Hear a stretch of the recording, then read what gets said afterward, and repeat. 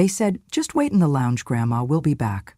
I waited 3 hours, then opened the envelope in my purse. The tickets weren't for me, but they have no idea the deed in my bag wasn't for them. They wheeled me through the airport like I was a carry on someone regretted bringing. Miller pushed the chair with one hand and scrolled his phone with the other, never once looking down at me. Rosa walked ahead, dragging a suitcase she refused to let me touch, her heels clicking sharp against the polished tile. My granddaughter trailed behind, earbuds in, chewing something she never offered to share. "Seriously?" Rosa muttered to Miller as we approached the VIP lounge.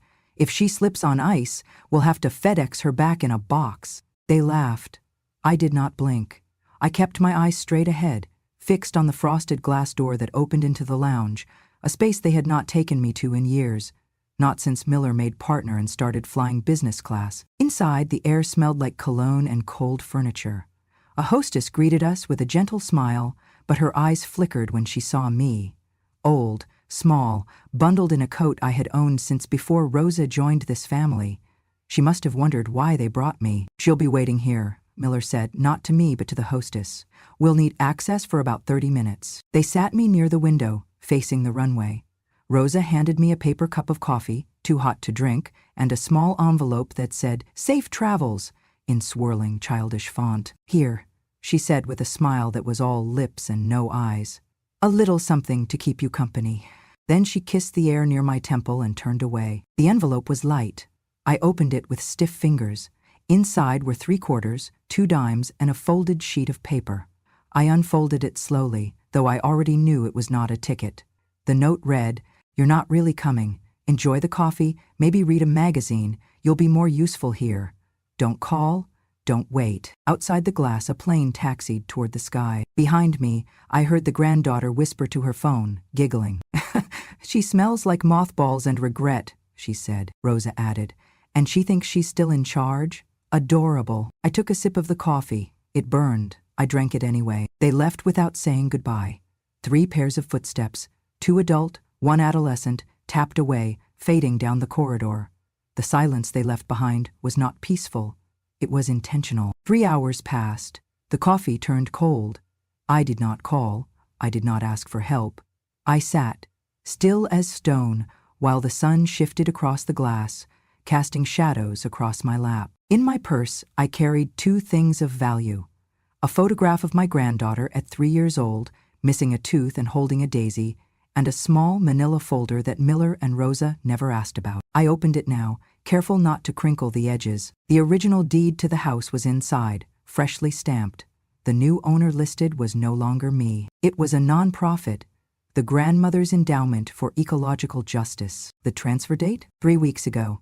My birthday, the same day Rosa forgot to call because she was overwhelmed with work. The same day Miller sent a generic e-card that read, "Hope you're enjoying retirement," and nothing else. I had spent that morning alone, baking lemon cookies and placing them in neat rows on a tray, just in case someone showed up. No one did, but that afternoon, I had taken the deed to my lawyer. His name was Thomas. He used to live 3 houses down when he was a boy. I taught him how to tie a tourniquet when he skinned his knee on my front steps. Now he wore suits, spoke in contracts, and had tears in his eyes when he read what I wanted done. "I'll do it," he said. "You deserve this." Now I held his promise in my hands. The deed, legally signed. The house, no longer theirs to take. No longer mine either, but it would shelter others like me. Women too old to scream, too tired to fight, but not too broken to remember. I folded the folder and placed it back into my purse. I zipped it closed. A flight attendant passed by, offering shortbread cookies. I declined. Another hour passed. The lounge staff changed shifts. The woman who had welcomed me was gone, replaced by a young man with gelled hair and polite discomfort. He approached me once, asked if I was waiting for someone. I smiled and said no. Then I turned back to the window. Out there, a new flight was taking off. Its lights blinked against the darkening sky. Inside me, something steadier than rage took root. They thought I was luggage, unclaimed, unimportant, forgettable. But luggage gets lost. I do not. They thought I was an afterthought, something you leave behind to make room for leg space and duty-free shopping. but I am the last thing they will ever unpack. I looked at my reflection in the glass.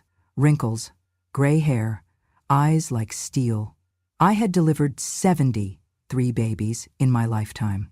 I had slept on military cots, patched up wounds, and buried a husband I did not cry for. They thought this lounge, this abandonment was an ending. It was not. It was page one, and they, so sure of their departure, had no idea that the house they called theirs was already gone. I whispered to my reflection, not loud, not bitter, just clear. They think I am excess baggage, but I am the one thing they cannot carry, cannot bury, cannot leave behind. Then I stood up. It was time to go home. I was 23 when I delivered my first baby under mortar fire. We were stationed outside Da Nang. The mother was 19, scared out of her mind, and the tent was shaking with every distant boom. I told her to breathe. She did. The baby came out screaming, fists clenched like he already knew the world would not be kind. By the time I returned to the States, I had delivered nearly 100 children, each one a miracle, each one a reminder that even in war, life insists on itself. They offered me citizenship in Germany afterward, a stable position in a post-war hospital, full benefits. I declined. The miller was 6 years old. He had not seen me in 2 years. My mother sent me a photograph, him standing next to a birthday cake, candles unlit, his face solemn. I came home. I chose him. I scrubbed hospital floors during the day and worked night shifts in maternity wards. I sewed his Halloween costumes by hand and packed his lunches with napkins that said, "Be brave." He never asked me where the money came from, how the bills were paid. He just lived. I just worked. When he brought Rosa home, I smiled. She had the kind of beauty that made people pause, the lashes, the lipstick, the way she never touched a doorknob without a tissue. Miller was enchanted. I kept my thoughts to myself. She was already 7 months pregnant on their wedding day, waddling in white lace, glowing with discomfort. When her labor came early, it was me, not the midwife she had hired, who caught the baby in our kitchen. She was hemorrhaging. I held my hand against her womb and whispered, "You're not dying here." I stayed awake for 2 days to monitor her. I washed the sheets in silence. She never mentioned it again. They named the baby Sarah. I called her Sunshine. She used to crawl into my lap with her books and whisper secrets into my scarf. I saved every crayon drawing she gave me, tucked them into a box labeled Hope. When Miller was diagnosed with pancreatic cancer, I moved into their guest room. Rosa called it temporary. It became permanent. I kept him alive, bone broth, leg massages, medication charts. Rosa posted quotes. I stayed awake. He recovered. The doctors called it rare. He called it nothing. "Mom, the TV in the guest room buzzes. Can you fix it?" I fixed it. When I gave them the house, I thought I was giving them peace, a stable roof, a future. "It's yours," I said, signing the papers, my hands trembling. "Consider it a wedding gift." Rosa smiled, all teeth. "That's so generous of you." Miller nodded. "You'll always have a place here." But slowly my place became smaller. First it was the pictures. I noticed mine vanished from the living room shelf. Then my knitting basket was moved to the garage. Then my food was labeled in the fridge, like I was a tenant, not a mother. Rosa began complaining about smells. "That soup you make, it's pungent." She lit candles in every room. She sprayed perfume on the couch after I sat. "She is getting forgetful," she told Sarah. "Do not let her help with your homework. It is better if she just rests." I heard her on the phone one night, laughing with a friend. "That old bat is just here so we look like we care." I did not confront her. I did not cry. I simply folded the laundry tighter. Miller said less and less to me as months passed. Work, stress, distractions. I asked him once, softly, "Do you remember when you were 10 and had a fever of 104? I stayed up for 3 days with you." He shrugged. "That was a long time ago, Mom. So was Vietnam. But I remember it like it was this morning." I kept a photo of baby Sarah in my wallet. Not the teenager she had become, the baby, fresh from the bath, with soap behind her ears, and a gummy smile that made me believe the world was still good. Now she barely acknowledged me. Rosa had told her I was fragile, outdated, a bit off. They did not yell. They did not hit. But they erased me, inch by inch, until all that was left was a chair in the corner and the sound of my own breath. Still, I made her lunch for school. Still, I folded his shirts. Still, I scrubbed the bathroom tiles while they called themselves busy. And when the time came for the trip to Antarctica, I packed my own bag, even though they never asked me to, because I knew before they said a word. The idea of Antarctica was Rosa's. She made it sound glamorous. Once in a lifetime. A cruise past the glaciers, maybe even see penguins up close, she had said, her voice rising like she was auditioning for a commercial. Miller nodded absently, scrolling through his tablet. Sarah's off school that week. It could be good for all of us. They spoke as if I were part of all of us. I smiled faintly and said nothing. Weeks passed. They discussed flights and cabins, excursion gear, even which coat Miller should buy for the cold. No one asked if I had a passport. No one asked if I needed help packing. I offered, once, to sew thermal linings into Sarah's mittens. Rosa replied, "Oh, they make better ones now, factory sealed." Thanks, though. I began to sense the shape of the exclusion long before it was named. One evening, as they laughed over dinner reservations in Ushuaia, Rosa leaned across the table, wine-glazed and smug, and said, "Well, at least we'll have more legroom. Leave the fossil behind." She giggled, glancing at Miller, who chuckled behind his napkin. I looked at the flickering candle between us. "You mean me?" I asked softly. She waved her hand. "Oh, don't be so sensitive. It's just an expression." I nodded. Then I cleared their dishes. That night, I checked the safe in the upstairs closet. I kept it behind a row of unused coats, my coats, now shoved into the shadows. The manila folder that once held the house deed was missing. I searched carefully, methodically. A mother learns to look without panicking. A soldier learns to inventory the damage before reporting it. The next morning, I sat at the kitchen table while Rosa poured her smoothie. "Rosa," I said gently, "have you seen the folder I keep in the safe upstairs? The one with the house documents?" She froze for just a second. Her smile stayed in place, but her eyes narrowed ever so slightly. "Oh," she said, rinsing the blender too loudly. "You probably moved it yourself and forgot. Happens all the time. Memory's tricky these days, huh? I smiled back. "Yes, very tricky." I waited until they left for a planning meeting at the travel agency. Then I called Thomas. He answered on the second ring. "Mrs. Collins?" "Leah," I corrected. "It has been too long." He was 37 now. The last time I saw him, he was a teenager crying in my kitchen after his mother hit him with a wooden spoon. I had patched his chin and told him he would be someone important. He had hugged me hard and said, "Someday, I will help you back." That day had come. We met at a quiet coffee shop on the edge of town. He wore a navy blue blazer, no tie. His hands were strong, his face kind. "I need your help," I said. He did not ask why. He listened as I laid it out, the shift in tone at home, the missing deed, the trip that excluded me, the jokes that cut deep. I told him I wanted to transfer ownership of the house, not to Miller, not to Rosa, but to something that could never betray me. "A nonprofit," I said, "something stable, something that can carry my name without erasing me." He nodded slowly. "Do you have one in mind?" I reached into my purse and pulled out a folder I had been assembling quietly for months. Articles about women's shelters, notes on ecological literacy programs, printouts of grant structures. "Call it," I said, "the Grandmother's Endowment for Ecological Justice. Let it be a haven for women like me, for the ones who were erased, belittled, discarded." Thomas read through my notes. "You want it used as a research center, a safe space?" "A little of both," I said. "A place for plants and people to grow back, especially the ones thought to be past their bloom." He smiled, but there were tears in his eyes.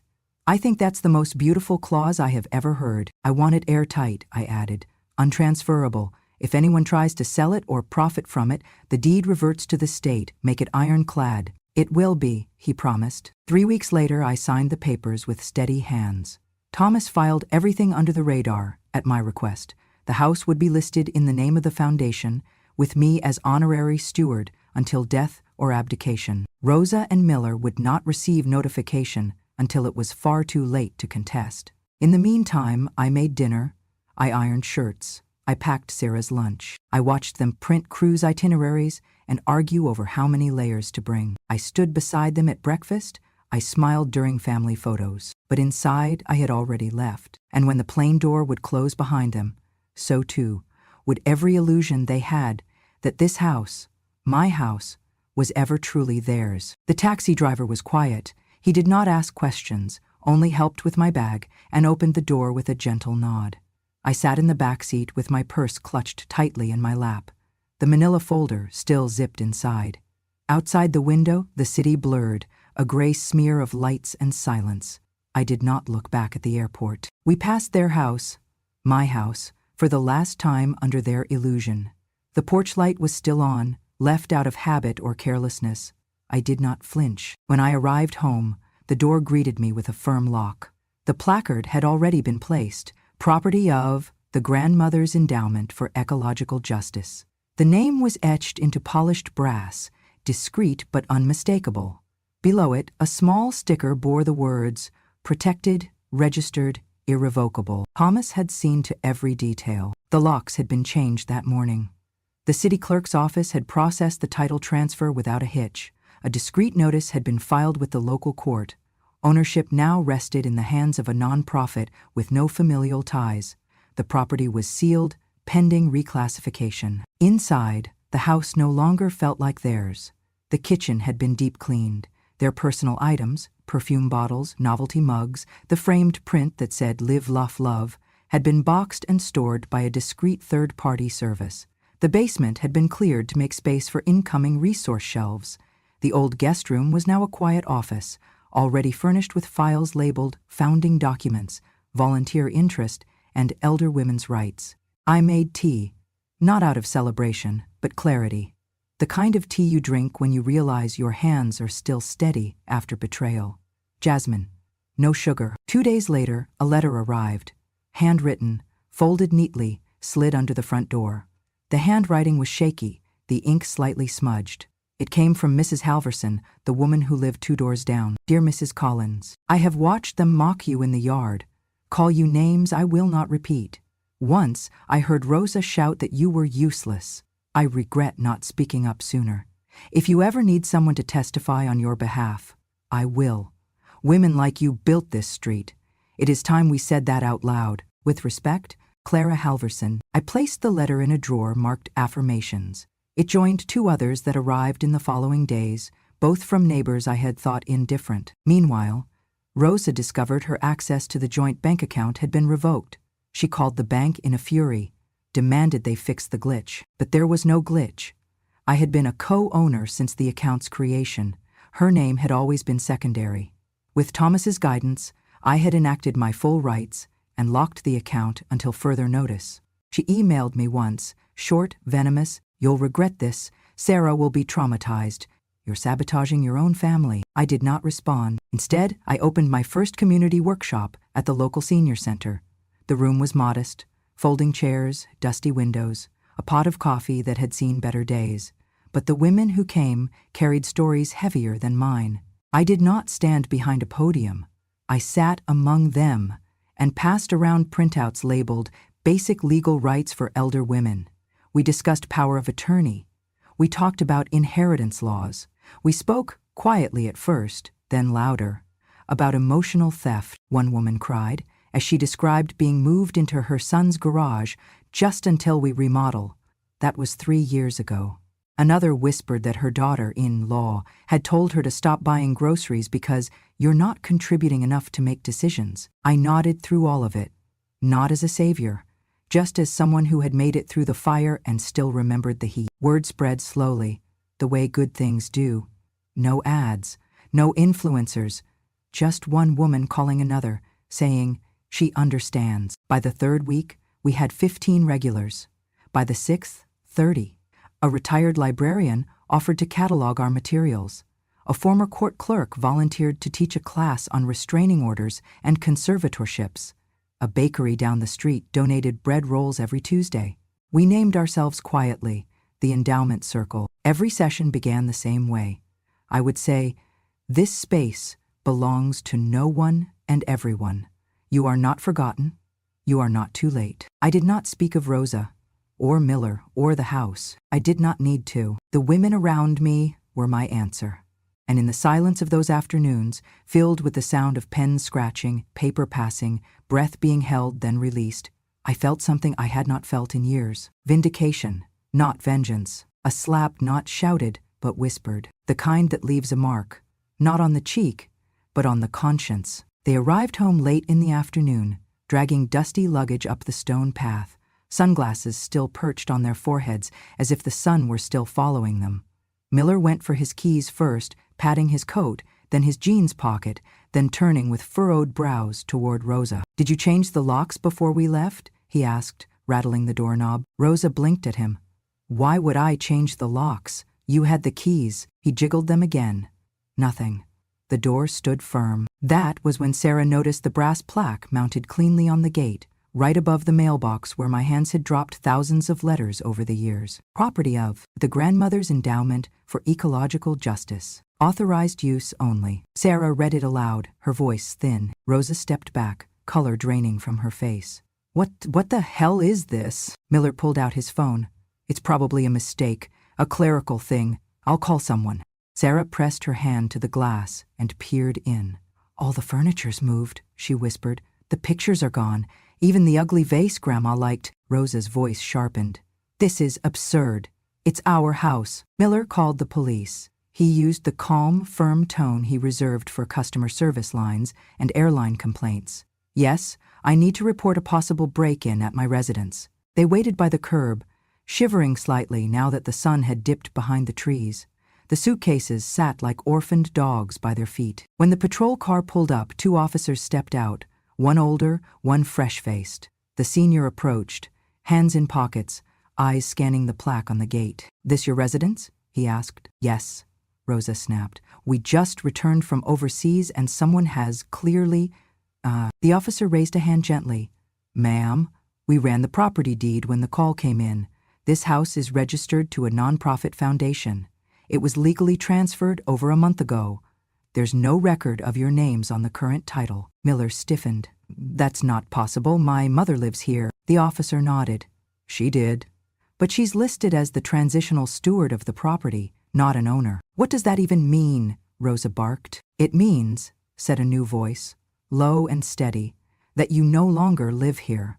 They turned in unison. I stood behind the lace curtain of the front window, the one Rosa had once called tacky. I pushed it aside and opened the door with care. Rosa's mouth dropped. "You're supposed to be at the airport." "I was," I said, stepping outside, the air cool on my cheeks. "Then I came home." Sarah stepped forward, eyes glossy with confusion.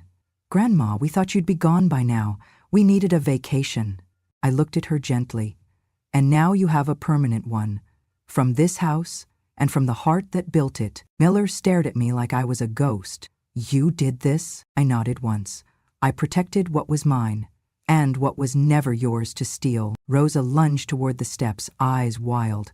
"You ungrateful? After everything we've done for you?" The younger officer moved between us. "Ma'am, I'm going to have to ask you to remain on the sidewalk." Rosa screamed, not with fear, but with disbelief. The kind of scream someone makes when the narrative they wrote crumbles in their hands. "You'll regret this," she shouted. "You'll die alone in that empty house." I tilted my head. "I have more company now than I ever did with you in it." Miller stepped forward, voice trembling. "Mom, please, let's just talk. You could have told me." "Told you?" I echoed. "Like the way you told me you were recovering from cancer, then asked me to wash your socks and empty your bedpan without ever once saying thank you? Like the way you told me this house was still my home, right before laughing when she called me a fossil?" He looked down. "I was always quiet," I continued, "and you mistook that for weakness. But silence is not the same as surrender." Sarah wiped her nose. Can I get my books? My laptop is inside." I nodded. "You may take what belongs to you. A representative from the foundation will supervise. Everything else stays." The older officer offered to assist. I stayed on the porch while Sarah and the officer disappeared into what had once been her room. Rosa paced like a caged animal. "You can't just do this. There will be consequences. Legal consequences." I folded my hands. "The law knows. I made sure of it. The transfer is final. The locks are changed. The utilities are in the foundation's name. The taxes are prepaid. You are yelling at a brick wall." Sarah emerged 10 minutes later with a small duffel. She did not meet my eyes. That was all right.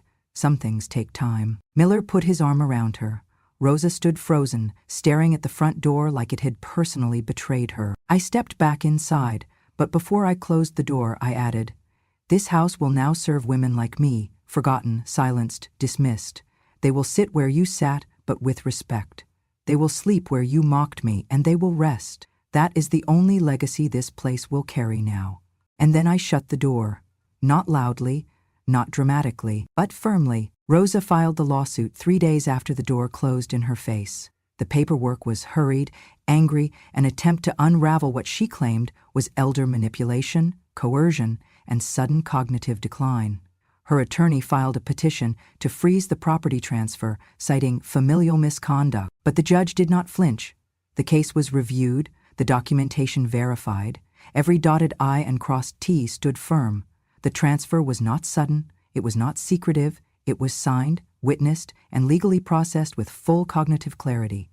Leah Collins was of sound mind, verified by 2 doctors and a notarized interview conducted prior to the deed's submission. Thomas, my lawyer and my former patient in a far different life, stood before the court with quiet confidence. The only manipulation at play here, he told the judge, was the emotional erasure of a woman whose silence was mistaken for consent. The motion was dismissed in less than 20 minutes. Rosa's name would never appear on the deed again. The news spread faster than I expected. A local journalist caught wind of the court ruling after a clerk, whose grandmother had just joined our community circle, mentioned my story. The headline hit the town paper 2 days later. "War hero grandma reclaims dignity from ungrateful family." The photo accompanying the article showed me standing at the community center's front steps, surrounded by women in sweaters and sneakers, their arms linked, faces unashamed. Inside the article, the story was simple. Retired military nurse, longtime caregiver, gave her home not to her children, but to a foundation protecting elder women. The final line read, "She did not raise her voice, she raised the standard." The article was shared more times than I could count. The senior center printed it and taped it to the doors. Someone mailed me a laminated copy, wrapped in purple ribbon. I kept it beside my tea tins. A week later, the National Alliance for Elder Rights invited me to speak at their fall conference. The theme, "Justice Doesn't Expire." I wore a navy blue blouse with silver buttons, the same one I wore the day I retired from the hospital. The auditorium held almost 200 people, caregivers, legal advocates, adult children who had once ignored their parents but now came searching for redemption. I did not use a microphone. I simply stepped forward and began. They called me a burden, a fossil, a mistake that wouldn't disappear. But I was none of those things. I was the one who remembered everything they forgot. I told them about the safe, the envelope, the coffee that burned my tongue, the way they laughed without turning around. I told them about the house, about the manila folder, about the joyless duty that replaced love. But I also told them about the quiet, the way it can cradle you when screaming no longer matters, the way dignity lives not in revenge, but in reclamation. They stood when I finished, not with applause, but with stillness, the kind that means someone truly heard you. After the talk, letters came, hundreds, some typed, some handwritten, in careful script, most from women, some from men, a few from teenagers who had read about me on their grandmother's fridge. "Thank you for saying what my mother never could. I thought I was the only one. You are the reason I finally left. Phoebe took everything, but now I know I am not alone." One envelope contained a child's drawing of a house with flowers around it. Above the roof, in large crayon letters, it read, "Grandma's Place Forever." I pinned it above my desk. Rosa, meanwhile, did not go quietly. She gave 2 interviews, both poorly received. She spoke of family betrayal, of mental decline, of a woman who was clearly manipulated. But the internet is less forgiving than memory. Viewers dug through her public records, finding inconsistencies. That was when the Department of Social Services opened an investigation. Turns out, Rosa had filed for dependent care tax credits using my name long after the deed was transferred.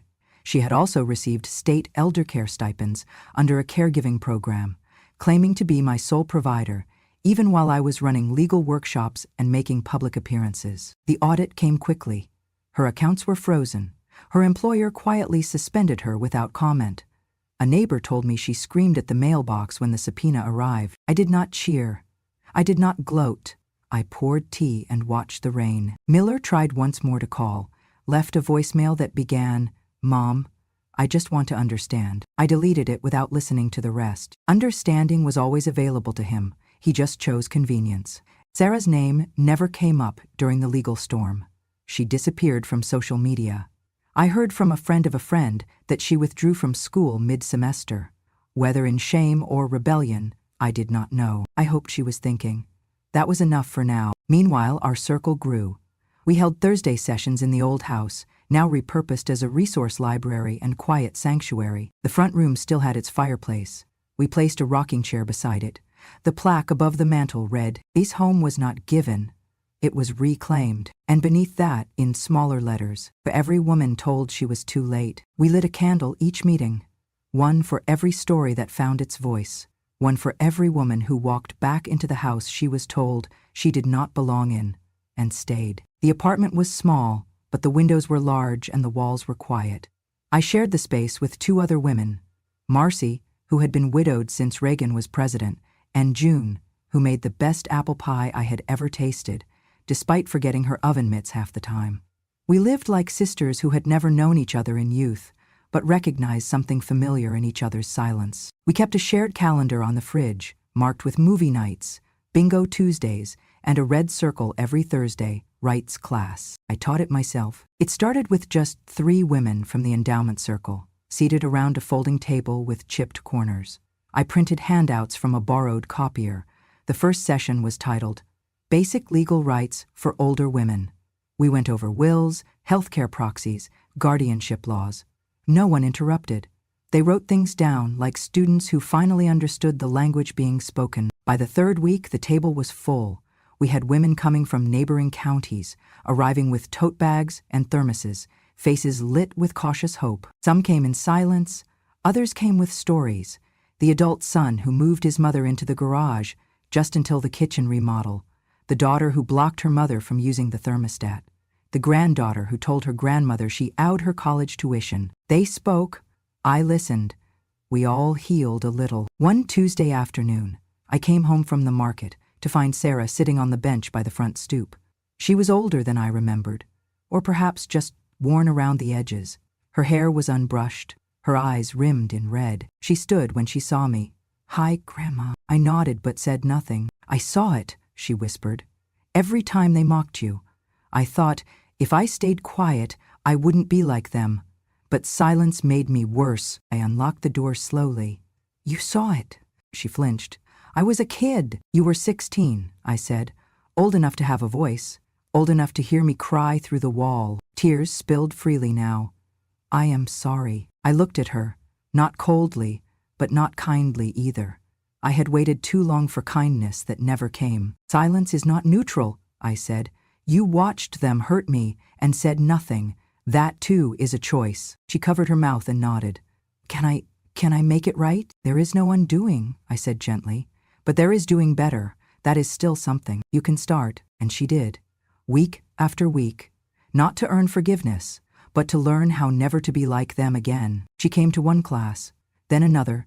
She sat in the back, took notes, asked questions. Once, she volunteered to help pass out handouts. I let her.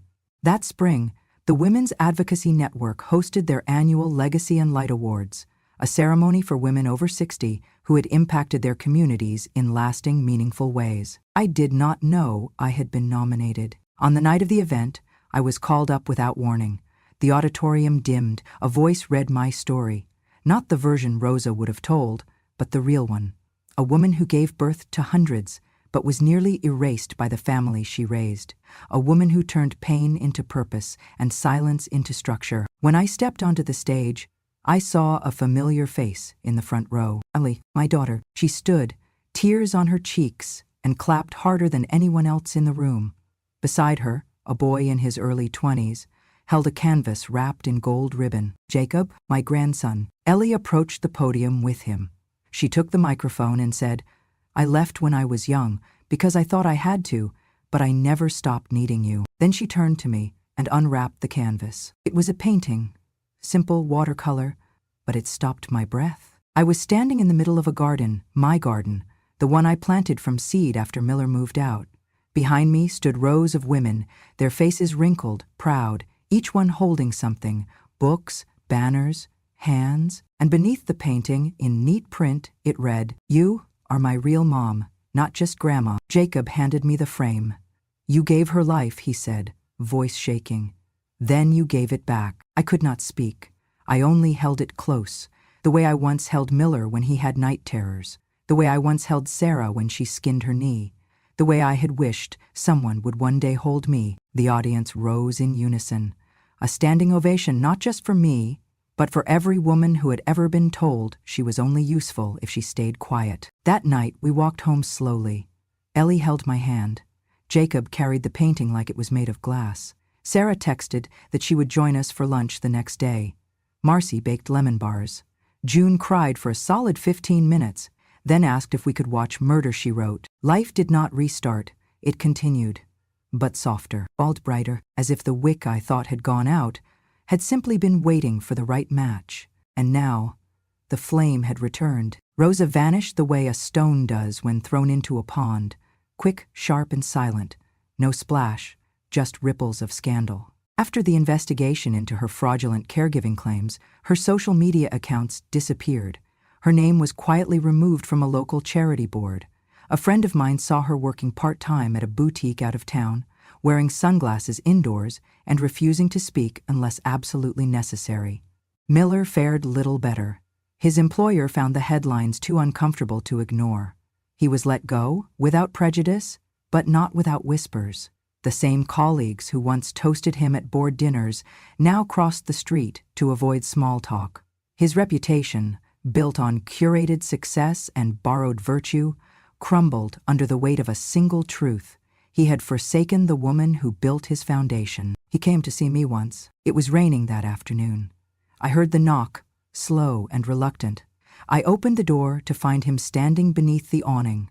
Thinner than I remembered, his coat soaked through. "Mom," he said. I did not speak. I wanted to say I'm sorry. I studied his face, the same face I once wiped fever from, the same jaw I kissed goodnight for 17 years, now slack, now reaching for something he never earned. "You had years to say sorry," I said calmly. "You chose silence." He swallowed hard. I didn't know what to say. "You had every word," I replied. "You just chose yourself." I did not invite him in. He did not ask. He left the same way he came, unresolved, unnoticed by the world, but heavy with the weight of consequence. Weeks later, Ellie showed up at my door with a suitcase and a smile. "I booked the trip," she said. "We're going to Antarctica." We flew from Boston to Buenos Aires, then onward to Ushuaia, the southernmost city in the world. From there, we boarded a research vessel that cut through icy waters like a needle through silk. Every morning, the sky stretched endless, and every night, we watched the aurora bleed across the dark, like a promise kept. She held my hand the night we stepped onto the ice. The air bit at our cheeks, but I had never breathed more freely. "This was supposed to be your trip," she whispered. "Years ago," I shook my head. "No, this was always ours." Back home, the house, my old house, their once claimed inheritance, had become a sanctuary. We called it the Hearth, a library of resilience, a home for workshops, poetry readings, grief circles, even small garden therapy sessions in the back. The door stayed open during the day. The kettle was always warm. We hosted a community event each solstice. It became our ritual, light for the longest night, warmth for the coldest days. That winter, I organized a memorial, not for someone who had died, but for someone who had died in my heart. It was Miller's name on the candle, not because I hated him, but because the grief had no other place to go.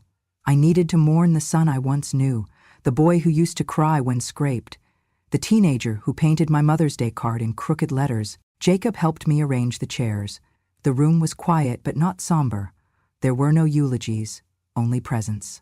We placed a photograph of Miller at the center, young, smiling, holding baby Sarah with uncertain hands. Each attendee held a candle. Ellie lit the first flame, then Jacob lit the next, then the next. Finally, Jacob stepped forward with the photograph and placed it in the center, encircled by soft flickering light. He turned to me, eyes wide, voice steady. "Grandma," he asked, "is bad gone forever?" The room held its breath. I touched his cheek, looked into the face of a new generation, one that had seen pain, yes, but also growth, regret, return. "Bad doesn't go," I said gently. "It waits, but so does love. So do we." The candles burned low. No one moved. Outside, snow began to fall, soft and soundless. Later that evening, as I sat by the fire with Ellie and Jacob, I found the words that had waited years to be spoken. "They left me at the airport," I said, voice quiet but firm. "But they came home to nowhere." Ellie nodded. "And you?" "I came home to myself." I looked at the hearth, at the flicker of embers reflecting in the window. "Justice didn't shout," I continued. "It stood." I breathed deeply. The room smelled of lemon tea and cedarwood. "So did I. Thank you for staying with me through the end of this story. If it made your heart ache, if it made you remember someone you once were, or someone you still are, then you are not alone. Too many women live their final chapters in silence, but here we write them differently. On Grandma, True Stories, we tell the truth that was buried. We give voice to the quietest woman in the room. And we remind the world, revenge doesn't need to scream. Sometimes, it just needs to outlive them. If this story moved you, please subscribe to Grandma True Stories. More voices are waiting to be heard, and yours might be next. Until then, remember, justice doesn't shout, it remembers. And so do we.